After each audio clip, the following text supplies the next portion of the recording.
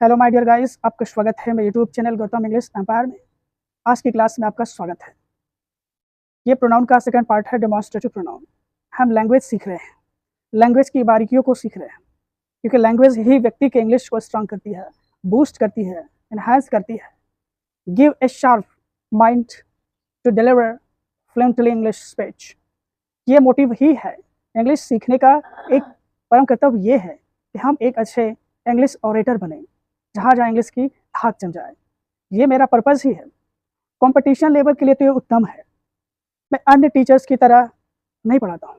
मेरा पढ़ाने का जो टेक्निक है, तरीका है, वो सॉलिड है, यूनिक है, क्योंकि मैं एक एक पॉइंट आपके लिए लाता हूँ ताकि कोई भी पॉइंट या कोई भी टॉपिक आपसे अछूता न रह जाए। और यही एक पढ़ाने वाले का उद्देश्य होता है कि जितने भी स्टूडेंट्स हैं, इंग्लिश के सीखने वाले हो या नॉन इंग्लिश के हो, उनके लिए बहुत ही ये बेनिफिशियल है। तो इंग्लिश एक ऐसी कैरिस्मेटिक लैंग्वेज है।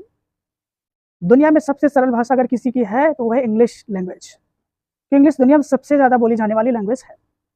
ये बहुत ही सरल, सिंपल है, but needs hard work, dedication and devotion and perseverance. Then you will achieve your destination without any impediments. English की बारीकियों को समझो। इंग्लिश को पैशन की तरह पढ़िए, इंटरेस्ट की तरह पढ़िए। कुछ लोग होते शौक के लिए पढ़ते हैं। शौक कुछ दिन के लिए होता है, लेकिन इंटरेस्ट जो होता है, जो आपका पैशन होता है, वो एवर लास्टिंग होता है, कभी नहीं खत्म होता है। यानी कि आप इंटरेस्ट में बोरिंग नहीं फील करते हैं। तो ये जो क्लास है मेरी, इंग्लिश की एक बारीकियाँ हैं। ये पार्ट्स ऑफ स्पीच चला है। नाउन मैंने बता रखा है। नाउन के एक एक टॉपिक पे मैंने भी वीडियो बनाया है, क्लास ली है। प्रोनाउन की भी चल रही है। मैंने पर्सनल प्रोनाउन पे क्योंकि इतने वीडियो बनाए हैं, एक एक उसमें के जो टॉपिक होते हैं ना, वो मैंने बताया। शैलो नॉलेज नहीं देना मुझे। अगर शैलो नॉलेज देना होता तो फिर मैं कब का दे दिया होता, क्योंकि मुझे आपको कुछ देना है और आपको लगेगा कि हाँ, कुछ इंग्लिश सीख भी रहे हैं। लगना भी चाहिए ना कि हम कुछ सीख रहे हैं। और एग्जाम यूँ चुटकी से निकल जाएगा आपका, क्योंकि जब आपकी कमांड रहेगी इंग्लिश में, लैंग्वेज में कमांड रहेगी, तो इंग्लिश ऑटोमेटिकली आ जाएगी। एक रिक्वेस्ट ये है कि अगर इस नए चैनल में अगर आप नए हैं, अगर इंग्लिश सीखने के लिए आप एक्साइटेड हैं, तो मेरे चैनल को ज़रूर सब्सक्राइब करें, लाइक करें, कमेंट करें। इससे मेरा हौसला और बढ़ता है और मैं आपको अच्छी चीज़ें, इंग्लिश रिलेटेड सारी चीज़ें आपको प्रोवाइड कराता हूँ, ताकि इंग्लिश आपको कहीं से भी अधूरी ना लगे। तो अब मैं ज़्यादा समय नहीं लेता हूँ, आप सीधा टॉपिक पे आते हैं। और जो मैं बताता हूँ वो बहुत ही बेसिक होता है, बहुत ही बेसिक होता है। टेक्निक से पढ़ो, नॉलेज से पढ़ो, fact to fact, knowledge to knowledge, तब आपको वो गेन होता है। तो आपका स्वागत है मेरे YouTube channel Gautam English Empire में। ये आज मेरा प्रोनाउन का दूसरा है, डेमॉन्स्ट्रेटिव प्रोनाउन। अभी मैं बताऊंगा डेमॉन्स्ट्रेटिव का मतलब क्या होता है। डेमॉन्स्ट्रेट यानी कि लैटिन वर्ड है डेमॉन्स्ट्रेट। डेमॉन्स्ट्रेट का मतलब होता है टू शो क्लियरली, यानी किसी चीज़ को स्पष्ट रूप से दिखाना, उसे कहते हैं डेमॉन्स्ट्रेट। और उसी से बन गया डेमॉन्स्ट्रेटिव प्रोनाउन। और ये चार ही होते हैं demonstrative pronoun. This, that, these, those. ये चार ऐसे डेमॉन्स्ट्रेटिव प्रोनाउन हैं जो किसी की ओर इशारा करते हैं, इंडिकेट करते हैं। वो होता है आपका डेमॉन्स्ट्रेटिव प्रोनाउन। अब इसकी डेफिनेशन भी देख लीजिए। The pronoun is used to point out the objects or things to which they refer to is called demonstrative pronoun। यानी कि वे प्रोनाउन यहाँ पॉइंट आउट करने के लिए होता है। मैंने बताया ना, पॉइंट आउट, इशारा करते हैं, किसी को और इशारा करते हैं। जैसे this is a boy, that is a boy, these are dolls. ये होते हैं डेमोन्स्ट्रेटिव। जब हम किसी को इंडिकेट करते हैं, दिखाते हैं, look that is my house, तो वो आपका डेमोन्स्ट्रेटिव होता है। और मैंने बताया कि डेमोन्स्ट्रेटिव जो होता है वो लैटिन वर्ड से बना है, डेमोन्स्ट्रेट। डेमोन्स्ट्रेट का मतलब होता है टू शो क्लियरली, स्पष्ट रूप से दिखाना।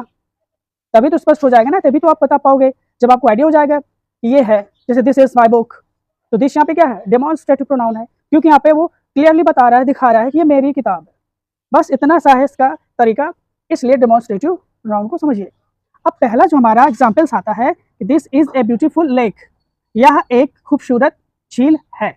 लेक मतलब होता है झील, ठीक है, ब्यूटीफुल, यू नो दैट। अब यहाँ पे जो दिस का प्रयोग हुआ है, ये दिस ही आपका डेमोन्स्ट्रेटिव प्रोनाउन है। मैंने बताया ना, दिस, दैट, दिस, दोस, ये आपके डेमोन्स्ट्रेटिव प्रोनाउन है जो किसी को इंकित करते हैं, इशारा करते हैं, बताते हैं, उनके लिए हम डेमोन्स्ट्रेटिव का यूज करते हैं। That is a boy standing under the tree. ये वही लड़का है जो पेड़ के नीचे खड़ा है। तो यहाँ पे दैट का प्रयोग हुआ है।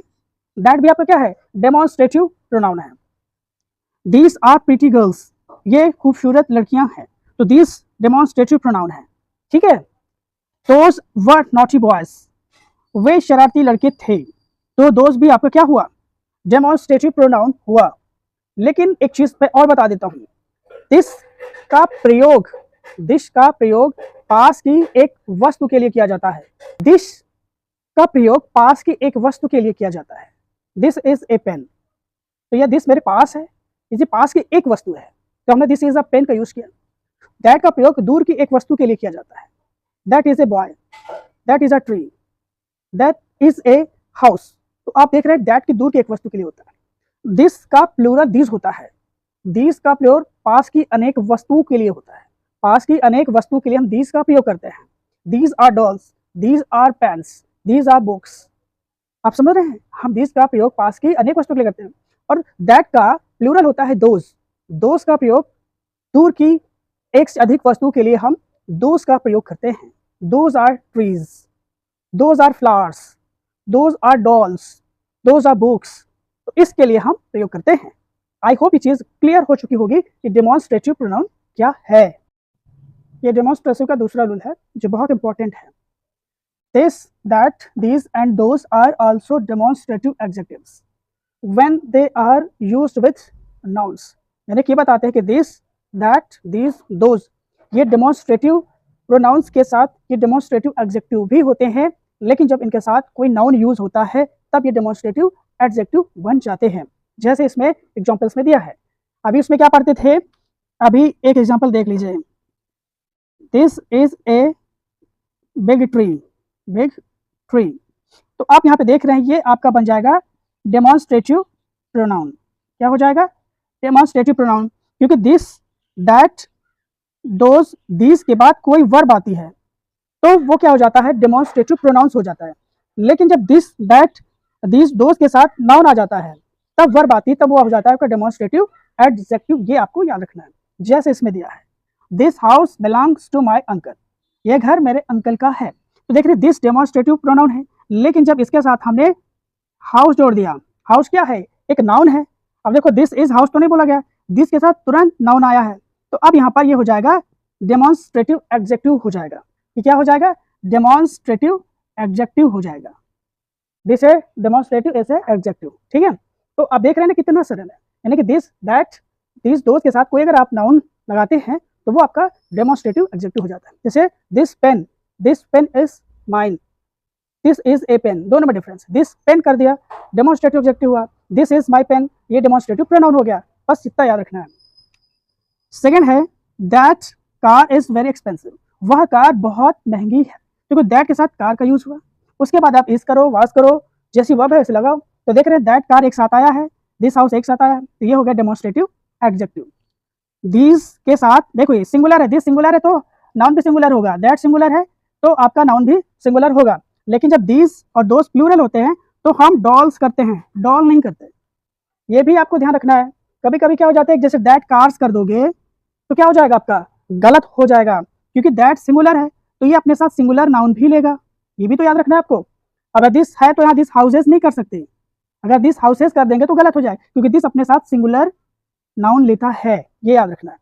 दिस प्लूरल है तो अपने साथ डॉल्स, कोई भी चीज हो, डॉल्स हो, बुक्स हो, ट्रीज हो, गार्डन्स हो, चिल्ड्रेन हो, ये अपने साथ प्लूरल लेता है, इसलिए डॉल में डॉल एस लगा है। तो these dolls are that girl, यानी कि these dolls are that girl, मतलब ये गुड़िया उस लड़की की है। तो वर्ब भी आपकी क्या लगेगी, प्लूरल लगेगी। जब ये प्लूरल है तो नाउन भी प्लूरल होगा, वर्ब भी प्लूरल आएगी। ये भी याद रखना है आपको। इसमें सिंगुलर वर्ब आएगी, देखिए कितनी चीजें बारीकियां हैं। ये भी सिंगुलर है क्योंकि इसमें एस लगा है, ठीक है। अब देखो थर्ड है, दोज बुक्स, देखियो दोज बुक नहीं होता, दोज बुक्स, क्योंकि दोज प्लूरल है तो बुक्स भी प्लूरल होगी और आपकी वर्ब भी प्लूरल होगा। यानी कि those books are of psychology, यानी कि वे किताबें मनोशास्त्र की हैं। साइकोलॉजी का मतलब होता है मनोशास्त्र, एक साइकोलॉजी सब्जेक्ट होता है। तो देख रहे हैं ना कितना आसान है इन चीजों को समझना। आई होप ये चीज समझ चुके हैं।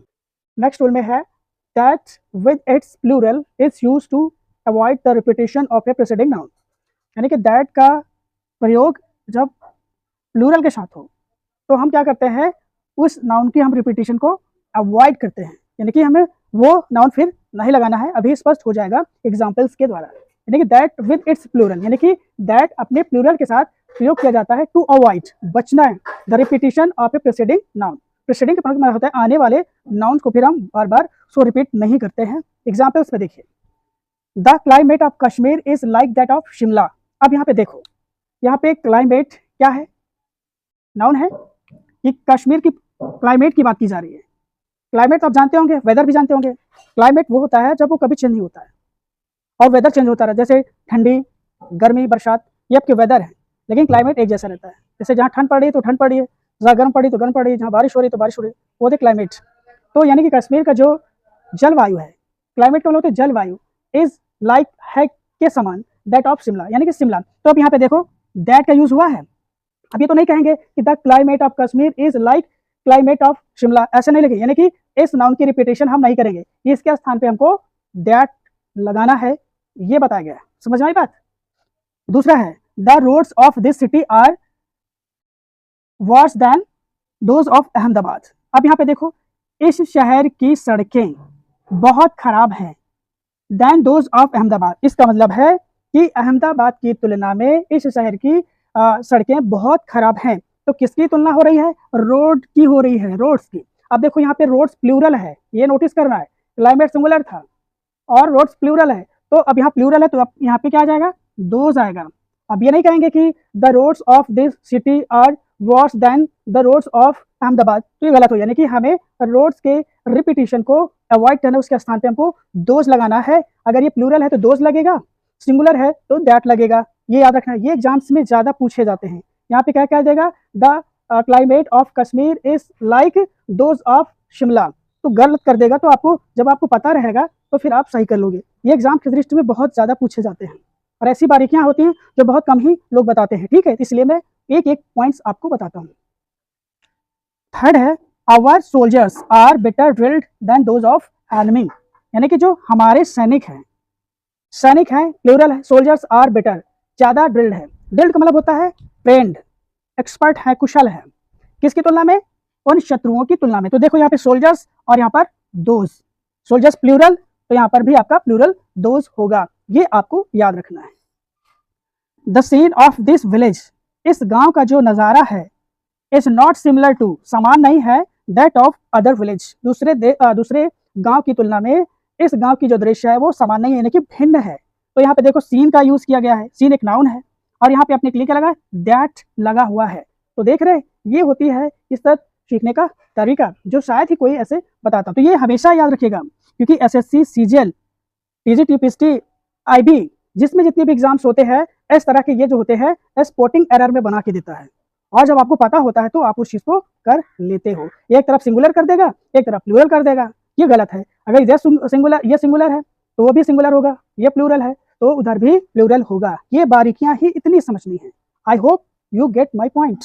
फोर्थ है rule, when two things which have been already mentioned are referred to, this refers to the thing that last mentioned and that two thing first mentioned। ये थोड़ा से आपको टिपिकल लग रहा होगा बट बहुत आसान है। ये वाले तो 100% एग्जामिनेशंस में पूछ लिए जाते हैं, उदाहरण पूछते हैं, एग्जाम्पल्स होता है स्पॉटिंग एरर के तौर पे, तो आपको कमी ढूंढना होता है। लेकिन पहले इसका मतलब तो समझा दूं, यह है क्या, कहते हैं कि जब दो नाउन पहले से यूज किए गए हो, जिक्र किया गया हो, तो जो दिस का प्रयोग होता है वो लास्ट वाले के लिए यूज होता है। क्या होता है, लास्ट वाले के लिए होता है, और दैट का जो यूज होता है वो पहले वाले के लिए होता है। ये ध्यान रखने की आवश्यकता है इसमें, यानी कि दिस जो होगा वो लास्ट के लिए होगा और दैट का जो होगा वो पहले वाले के लिए यूज होगा। वो एग्जाम्पल्स में देखते हैं, जैसे वर्च्यू एंड वॉइस। वर्च्यू का मतलब गुण एंड वॉइस का मतलब होता है अवगुण, ठीक है ना, एक तरह से अच्छाई, एक तरह से बुराई। इसका मतलब यह है offer themselves for your choice, यानी कि आपके चॉइस के लिए आपको अच्छाई और बुराई को चुनना है, सेलेक्ट करना, ये आप पे डिपेंड करता है। अब यहाँ पे देखो, अब यहाँ पे जो दिस का प्रयोग हुआ ये इस वाले के लिए होगा, ठीक है, और दैट का प्रयोग इस वाले के लिए होगा। अभी देखते हैं, जैसे दिस लीड्स, ये दिस किसके लिए आया है, ये लिए आया है लास्ट के लिए आया, यानी कि दिस का जो यूज हुआ है इसके लिए हुआ है, इसके लिए, देख रहे हैं, यानी दिस वाला लास्ट के लिए होता है, और दैट यानी कि ये जो है दिस लीड्स टू मिजरी, यानी कि जो बुराई है ये परेशानी लाती है, दैट टू हैप्पीनेस, और ये जो वर्च्यू है आपको आनंद लाती है, प्रदान करती है। तो इस तरह की चीजें आपको समझना होगा। आप कहीं भी सर्च कर लिए, इस तरह की चीजें कोई नहीं जल्दी बता पाता है, ठीक है। ये मेरा स्टडी करने का, मेरा रिसर्च का एक तरीका है। मैं बोस्ट नहीं कर रहा हूँ, I am not praising my self, but reality I am telling you. तो ये है इसका प्रयोग। एक बार फिर से सुन लीजिए, जो दिस का होता है वो लास्ट के लिए मेंशन होता है, और जो दैट होता है वो पहले के लिए यूज होता है। ये देखो फर्स्ट पहला है तो यहाँ पे दैट का इस्तेमाल करेंगे यहाँ पर, और जो लास्ट है वो आपका हो जाएगा पहला। ये है इसका तरीका। सेकेंड में आते हैं, अल्कोहल एंड टोबैको, यानी कि शराब और तंबाकू are both injurious to health, ये दोनों स्वास्थ्य के लिए हानिकारक हैं। This perhaps less than that, यानी कि दिस किसके लिए आया है, परहैप्स लेस टोबैको के लिए आया है। दिस जो है टोबैको के लिए आया है, दिस जो है अल्कोहल के लिए आया है, this perhaps less than that, और टोबैको के लिए आया है दैट। आप समझ रहे हैं, ये है इसका तरीका, यानी कि अल्कोहल की तुलना में टोबैको ज़्यादा खतरनाक होता है। ठीक है, तो आई होप ये कंसेप्ट आप समझ चुके होंगे। मिलते हैं नेक्स्ट क्लास में एक नए टॉपिक के साथ, तब तक मुझे दीजिए इजाज़त। नमस्कार, और आप स्टडी करते रहें।